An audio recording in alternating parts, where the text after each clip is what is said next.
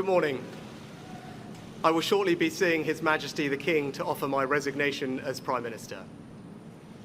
To the country, I would like to say first and foremost, I am sorry. I have given this job my all, but you have sent a clear signal that the government of the United Kingdom must change, and yours is the only judgment that matters.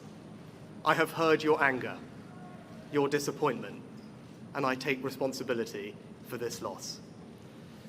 To all the Conservative candidates and campaigners who worked tirelessly but without success, I am sorry that we could not deliver what your efforts deserved. It pains me to think how many good colleagues who contributed so much to their communities and our country will now no longer sit in the House of Commons.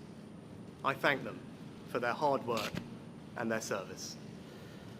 Following this result, I will step down as party leader, not immediately, but once the formal arrangements for selecting my successor are in place.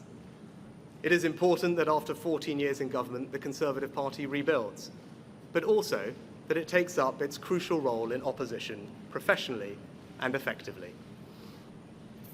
When I first stood here as your Prime Minister, I told you the most important task I had was to return stability to our economy.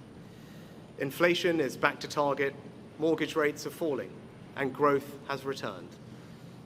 We have enhanced our standing in the world, rebuilding relations with allies, leading global efforts to support Ukraine, and becoming the home of a new generation of transformative technologies. And our United Kingdom is stronger too, with the Windsor Framework, devolution restored in Northern Ireland, and our union strengthened. I'm proud of those achievements. I believe this country is safer, stronger, and more secure than it was 20 months ago.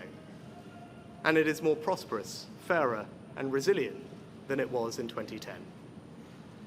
Whilst he has been my political opponent, Sir Keir Starmer will shortly become our Prime Minister. In this job, his successes will be all our successors, and I wish him and his family well. Whatever our disagreements in this campaign, he is a decent, public-spirited man who I respect. He and his family deserve the very best of our understanding as they make the huge transition to their new lives behind this door, and as he grapples with this most demanding of jobs in an increasingly unstable world. I'd like to thank my colleagues, my cabinet, the civil service, especially here in Downing Street, the team at Chequers, my staff, CCHQ, but most of all, I'd like to express my gratitude to my wife Akshata and our beautiful daughters. I can never thank them enough for the sacrifices they have made so that I might serve our country. One of the most remarkable things about Britain is just how unremarkable it is that 2 generations after my grandparents came here with little, I could become Prime Minister, and that I could watch my 2 young daughters light Diwali candles on the steps in Downing Street. We must hold true to that idea of who we are, that vision of kindness, decency, and tolerance that has always been the British way. This is a difficult day, at the end of a number of difficult days. But I leave this job honoured to have been your Prime Minister. This is the best country in the world, and it is thanks entirely to you, the British people, the true source of all our achievements, our strengths, and our greatness.